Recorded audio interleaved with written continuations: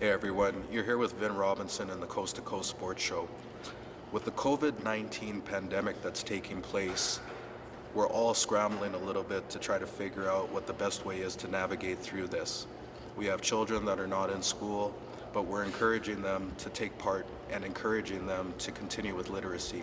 Today I'm joined by Amira. Amira, thank you for taking the time to be here with me on the show today. I think that's great.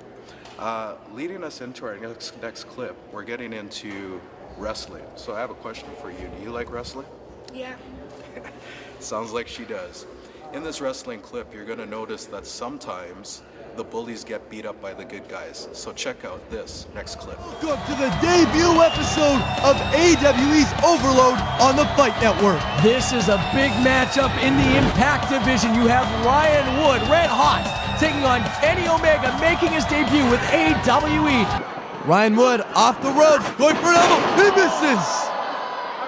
Wow, and that's not where Ryan Wood wants to be right now. He had a brief advantage and he had to stay on him, and it didn't last for very long. It looks like Omega has scouted Ryan Wood. He's been on top of him this whole match. Definitely. Backdrop to the floor! And that's how you hyperextend a knee, where you break a leg, or anything can happen when you go into the floor. It's not padded at ringside, so you could really hurt yourself going over the top rope like that. And this is the Impact Division, and this is why I saw a moonsault by Ryan Wood. Oh my word, that was flawlessly beautiful. And that's the type of advantage Ryan Wood needs in this match. That is why the Impact Division is the most talked about wrestling division in all the world today. That's exactly it. Moves like that to the floor. Reckless abandonment. No concept of danger. These guys are going to kill themselves. Ryan Wood trying to bring Kenny Omega back into the ring the hard way. Oh, Omega's not going for it. We have a struggle. And right now, Woody has got to do something to definitely take advantage of this situation. He does not want to go over the top rope. There's no mats on the floor here in AWE. That's hard floor underneath. And both men struggle to try to get the advantage. Omega flips over, and a kick to the face. Oh, that's exactly what Ryan Wood needs. It is over. 1, 2, and he kicked out. He hooked the leg. He did everything right there. He needs to stay on Kenny Omega and take this match home. Omega will not give up. He needs this victory to stay here in Action Wrestling Entertainment. Oh, you make it sound like he's fired if he loses. I don't think that anyone's established that. Off goes Omega. Moonsault, no, lands on his feet. Kick to the stomach. Ryan Wood, and a slice bread number 2. That was amazing. Kenny Omega flipping around, taking advantage. Ryan Wood doesn't lose. 2, and no! Ryan Wood never lost focus, and he takes advantage of the situation. Omega flipping, dizzy, all this stuff. Ryan Wood grabs him and takes control. Kenny Omega is a very unorthodox style. It's very hard to battle that style, and Ryan Wood's doing a very good job. Ryan Wood has got to do whatever it takes to finish this match, though. Go up to the top rope, hit him with something big, but come on. And a springboard moonsault, and he misses! Kenny Omega telegraphed that one. Well, it took Ryan Wood a long time to get... An enziguri kick to the back of the head. Very unusual, but it worked. And Ryan Wood might be out cold. Kenny Omega signaled for Ryan Wood to stop, and he did. Well, big mistake by Ryan Wood. I don't know why he fell for it, but he did, and now he's in a whole lot of trouble. Omega definitely in control of this match. Into a bulldog. Ryan Wood has got to do something, roll out of the ring, take advantage of it, take it to the floor, but get out of trouble right now. I have not seen Omega go for one pin this match. How are you going to win the match unless you go for that pin? Maybe a submission hold? Up top, missile drop kick. And there... 1, 2, and no! Barely kicking out by Ryan Wood. And this match is just, it defies words how this match keeps going back and forth. Ryan Wood, though, needs to establish dominance in this match. Kenny Omega, devastating drop kick, folding Omega in half. Ryan Wood in half, and it couldn't get the job done. I would love to know what the total package Lex Luger is thinking watching this match right now. And up goes, into a sunset flip. 1, 2, and no! This is the type of match you should see on pay-per-view, but here AWE is giving it away on Overload. And no, another near fall. Kenny Omega taking down Ryan Wood. Going for a pinning combination of his own. And no! And how does Kenny Rogers at 60+ years old keep up? 1, 2, and another. And had he near kept fall. up, Kenny Omega would have won that match. Unbelievable. How close are they action. both coming? Spins him right around. Oh, flips him right around. Both men seem to be a little bit out of gas, but Ryan Wood is looking for the advantage. Body scissors. He goes through. Omega holds on. What? He's got the tights. He's got the tights. No! And Omega scores the No! victory. That was crafty. I kind of appreciate that, but he had a handful of tights. But it scored the victory. Oh my word, Ryan Wood deserved better than that, I would Ryan say. Wood can't be too impressed. Check out this next clip by Can Fun. I applied to Can Fun because I can work beside diving. I don't want to be on the point that I can do a competition. It was an accessible way to get a sponsor. What if I told you we're going to give you $6,000 right now? I don't think so. It's a joke. No, it's not a joke. No, really. We're going to make you a Can Fun recipient. No! Yeah, from when you applied last year. Oh my God, I was not expecting that at all.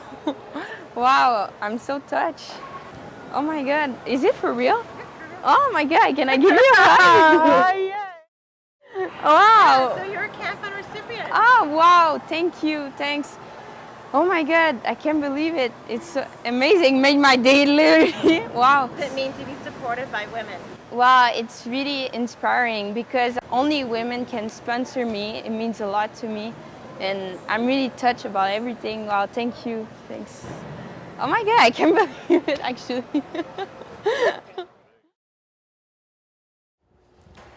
This next clip is brought to you by Canadian Cheer.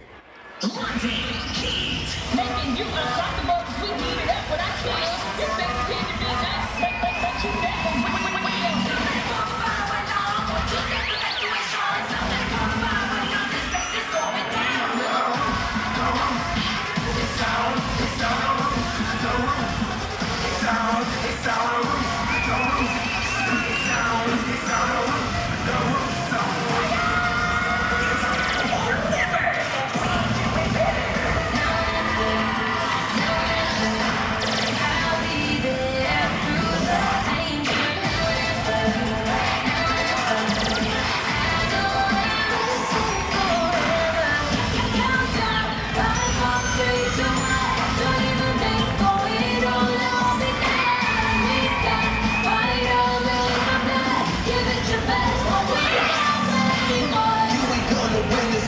just wanna drop out. Cause if you don't, I guarantee you both that you're knocked out. Let's go!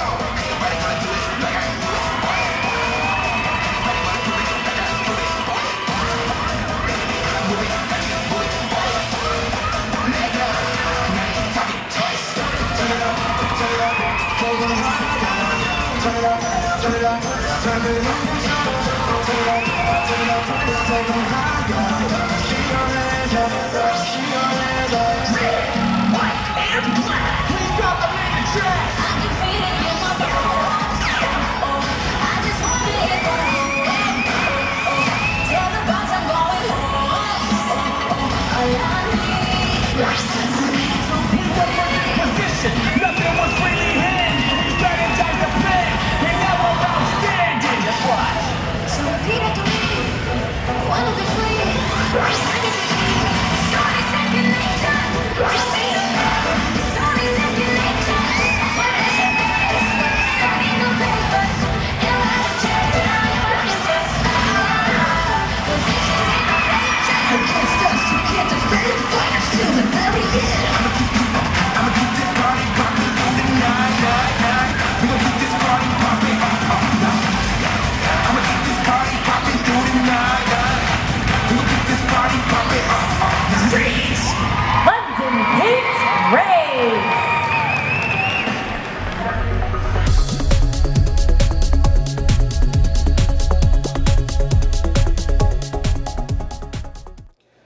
Hey everyone, welcome back.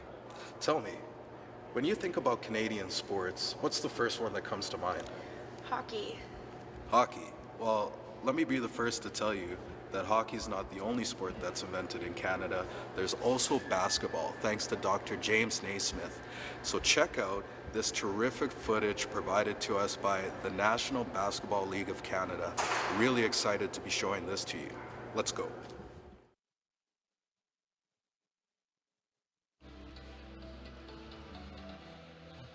From what was a best-of-7 series, now it's cut down to a best-of-3. This series is tied at 2 games apiece, and for the folks down here at Budweiser Gardens in London, Ontario, they're going to witness their team come onto the court for the final time this season.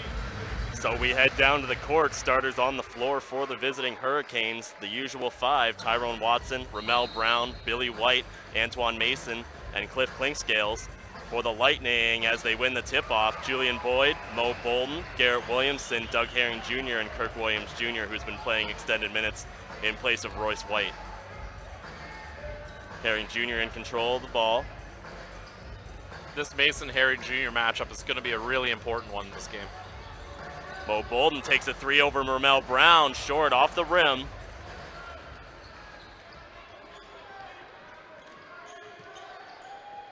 Clinkscales with control. It's Watson at the top of the arc. Herring Jr. gets a hand on that, knocks it away from Mason.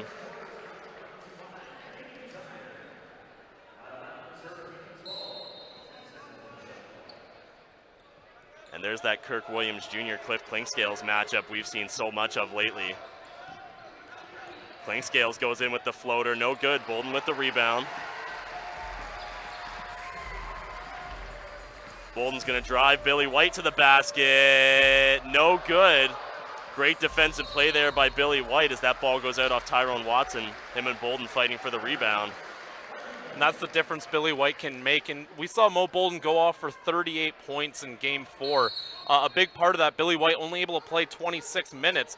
Billy White's the guy who matches up with Bolden in terms of their length, so keeping him on the floor is so much more important now. Williamson drives to the net, and a big block by Ramel Brown. Something we're very used to saying. Watson backs up Kirk Williams Jr. Brown under the net, and he finishes with the first basket of the game for either team. And that's good for Halifax. Brown had a really slow start in Game 4, already on the board tonight. Fans still on their feet here in the Bud. Herring Jr. takes a 3, and he nails it as they take a seat. And that's the offense we've been seeing from the Lightning lately, that quick transition offense, 1 or 2 passes, move quick down the floor. Billy White fakes the 3. He kicks out to Clinkscales. Cross court to Watson. Watson's going to take Boyd inside, can't get it in underneath the rim though. Williamson outside to Williams Jr. who takes a 3, no good.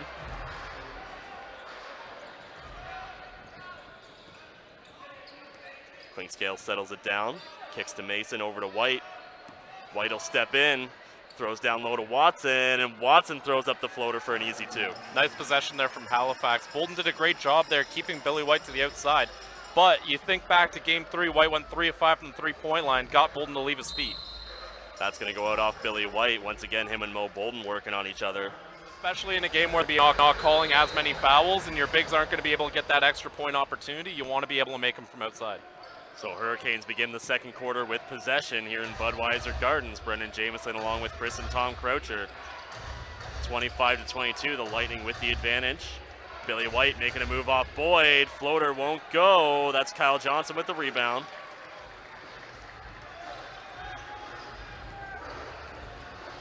Williamson across half court. Over to Boyd. Boyd floats to Johnson. That's going to be Reefer with the hold, though.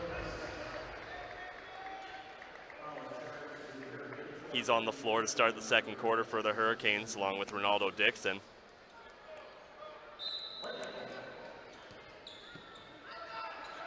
Williamson around the screen of D'Alembert. He drives to the net. That's a partial block. D'Alembert with the rebound, though, kicks to Friesen Laddie. Has to watch his feet, but he gets control of it. 4 seconds, Friesen Laddie. Friesen Laddie with a big 3-ball. Big do-it-yourself effort there by Joel Friesen Laddie.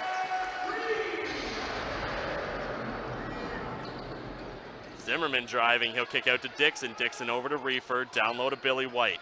Up top to Zimmerman. My goodness, the ball movement right now. Mike Poole runs over Williamson. Friesen Laddie with the turnover though. Free throws, and the Lightning will maintain possession, so they've broken this into an 8-point lead in the early goings of the second. Williamson trying to get past Reefer. Reefer tough on him. Reefer right in Williamson's pocket as he drives and he finishes.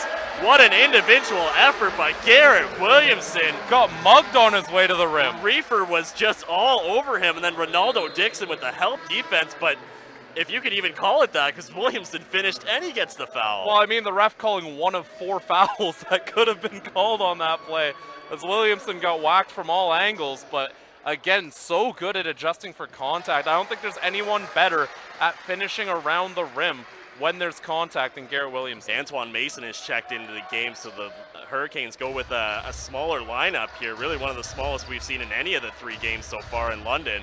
Mason drives, big block by D'Alembert though, but Boyd can't get out of the rebound as Billy White throws the two-handed slam down. Williamson making moves. Tries to feed D'Alembert down low. That's a foul right there. Yeah, D'Alembert's going to pick up the push on Mike Poole. You can't do that.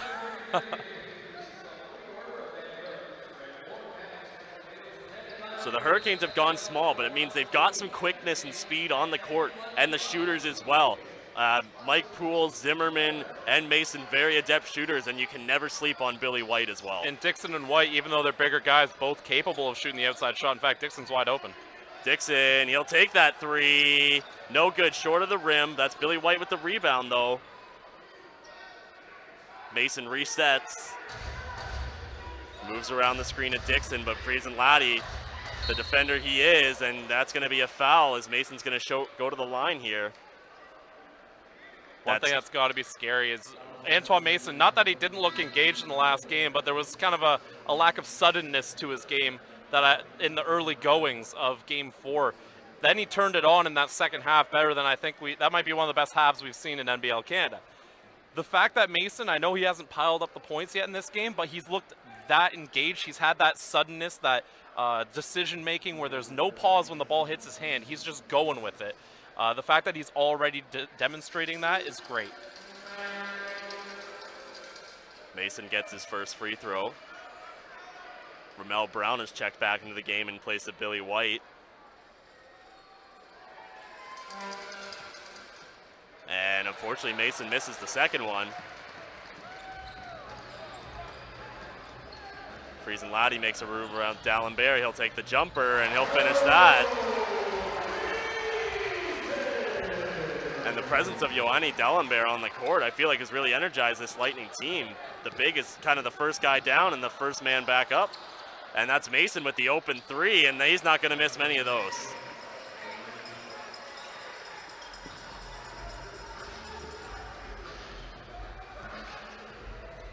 Williamson over to Boyd. Boyd with the 3 over Dixon, and Boyd with the big 3 ball. Boyd shot 40% from three-point land over the season. He doesn't take a lot of them, but you cannot give him that kind of time and space to basically face up and take that. A long Kirk Williams Jr. on him as Ramel Brown sets a screen. Billy White under the basket. Mo Bolden with the block. And that's going to be let's see what the refs discuss here. Was it shot clock or was it foul first? Billy White's already got himself at the line, and no, he doesn't like the ref's call. They're going to call the shot clock violation. Again, I love it when refs do come together like that, though, and talk about it and make sure that they're all getting the right call there. Herring Jr. across half court. Leaves it for Bolden.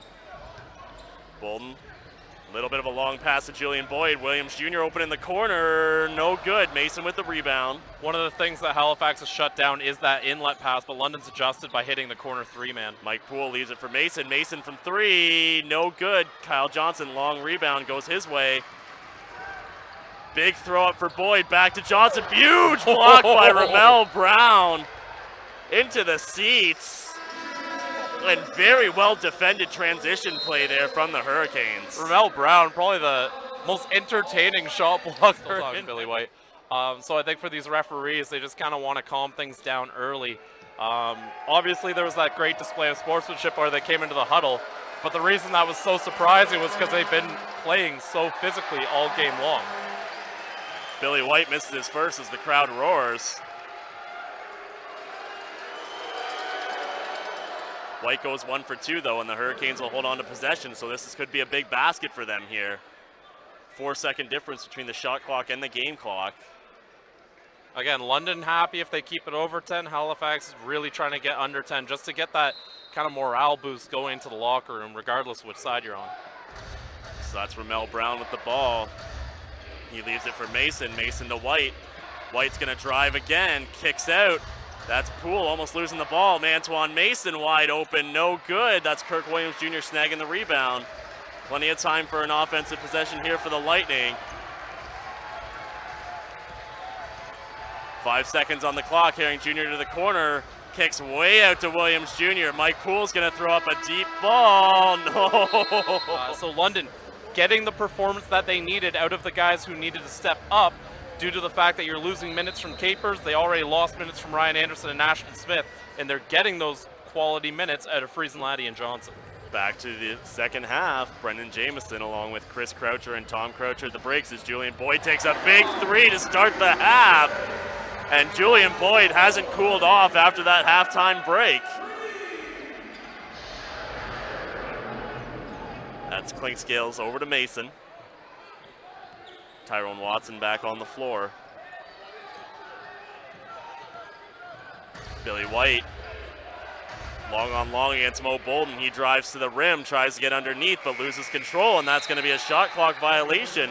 And some great defense there as well by the Lightning coming out. That might have been the best 2 sequences London could have come out of the half with. Just amazing offensively, that quick 3 from Boyd, getting them energized, and then that energy transitioned with them on defense into that 24-second violation. Boyd and Williamson playing some hot potato with the ball.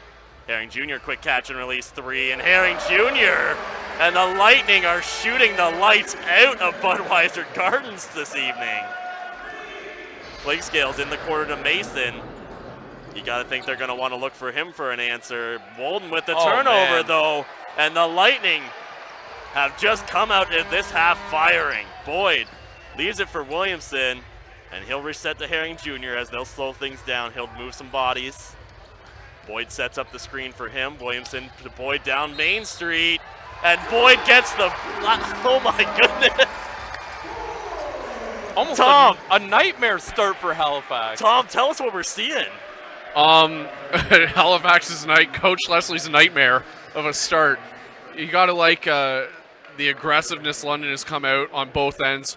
Bolden, White had great position there. Bolden doing a great job getting around, making a great aggressive play without fouling. And, we talked about how do you go into the half. It's also about how do you start the second half and London taking advantage. Well, 2 turnovers and 8 points against, and we're not even 2 minutes into the quarter. So the Lightning have pushed the lead to 20. Billy White again with the ball. Bolden's going to pick up the foul this time around the back. Fouls on the floor. The Hurricanes will inbound. I honestly think if that hadn't been a foul on Julian Boyd, that it was going to be a timeout from Halifax just to try and slow things down. Clinkscales inbounds and then switches to the 3. Who else? Who else would come up with that answer when your team's struggling? And we've mentioned it before.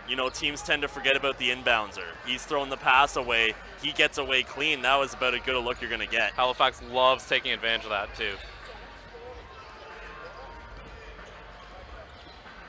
Williamson holding his dribble, kicks to Bolden. Bolden thinks 3, but he's going to drive, steps back out. He's on the line, no good. That's such a tough matchup if you're Kirk Williams Jr. Now, you got to give him a lot of credit. We've talked in the other games, too, how he's just been all over the floor with his matchups. But Billy White, when Billy White's on, that's a tough matchup for almost anybody in the league, let alone Kirk Williams. I feel like there's a little bit of, not necessarily desperation, but okay, let's get this back under control from Halifax, especially those front court guys, because we've seen a lot more energy and a lot more productivity out of all those guys, really. I'm very interested. How do you close this? Just like we were talking about before, This is a big swing. Do you get into single digits, or do you have a little bit of a cushion going into the fourth? So down under a minute remaining here in the third quarter. Herring Jr. looking to create a shot for the Lightning. Kyle Johnson, quick jumper, no good. That's Reefer with the rebound. Ball, of course, ends up in the hand of Cliff Clinkscale. No good. Julian Boyd tries to bat it in. Julian Boyd again. Julian Boyd again. Smart job by Friesen Laddie. Pull it out there, kill some more clock, settle it down. And really just 2 or 3 opportunities under the basket for Julian Boyd. He can't finish. Williams Jr. is going to throw it up. He can't finish either. Mike Poole with the rebound. Deep down the court to Billy White. Billy White throws it off Friesen Laddie's head. Herring Jr. moving quickly. He's going to reset. They've got time to shoot. Herring Jr. driving. Big finish there from Herring Jr. So the start of the fourth quarter, Hurricanes with possession, Lightning with the lead, 87-75. Once again from Budweiser Gardens, Game 5 of the NBL Canada Finals. Tyrone Watson crashing down towards the rim, and Tyrone Watson keeps up his offensive pace. Well, that's 24 for the Canadian, former Canadian of the Year, having a phenomenal night for Halifax. Just not really any support coming from the Halifax bench. Friesen Laddie down low to Bolden. Bolden, a rather ineffective night, hasn't seen the floor as much. Friesen Laddie gets the easy jumper. The defense there forced to help out Dixon underneath the rim. Bolden just found the easy pass to Friesen Laddie. Clinkscales to Billy White. Billy White in tough under the rim, and he loses that as Bolden kind of knocks it out of his hands. Good help defense from Kirk Williams. White spun on Bolden thinking he'd have it. Williams was right there. Williamson kicks, that's going to go out off of Reefer's hands. No arguments from anybody there. You know, we talked about how important this game is. Halifax at least has the comfort of knowing they're going home after this. Even if you are down 3-2, there's a little bit of consolation. There's no consolation for London if they lose this one. This is a crucial game, even more so for London. Worth mentioning, during that inbounds while they were setting it up, Friesen Laddie getting very vocal with his team on the floor. And that's what you like to see from players, getting their team into it. And he's going to turn the ball over there, though, unfortunately. Billy White with the pickoff pass. Reefer goes the other way and lays in the big. And we didn't really see him much at all in this No, second really, half. Mike Leslie opting for Mike Poole for a much longer majority in this half than we've seen. Bolden from the corner. Bolden for 3, and he knew it once he left his hands. Turned a good shot into a great shot. Garrett Williamson, great extra pass. Mo Bolden, great finish. That's Clinkscales. Kicks to Watson. Watson's going to drive out to Clinkscales. Kirk Williams Jr. back on the floor. Long defender giving Clinkscales trouble. Ramel Brown driving underneath the basket to White. They're going to call foul on Boyd. But it's like you said, the inbounder can sometimes be the most dangerous man. Maybe look for a quick pass and a pass back out. He's going to go to the corner. And they look to Zimmerman. Bolden sticks right Too much with him. time. And that's Billy White from the corner. No good. Boyd with the rebound. And they're just going to kill the clock out on this game as the Lightning, they came home down 2. They're going to leave. Hey everyone. With so much going on in our world, we always need to find things to make us smile and make us happy. Today, I was definitely put in the right mood because I was here and got to spend today with this gem. It was great. Amira today showed me the opportunity of what it's like to actually be humbled and go back to basic humanity, which is we all bleed the same, we all put our pants on one leg at a time. Amira is a community changer. This is our Community Changer Award 2020, so make sure to catch us next time on The Coast to Coast Sports Show. Today's program brought to you by Eliminator RC. Proud to be part of your community.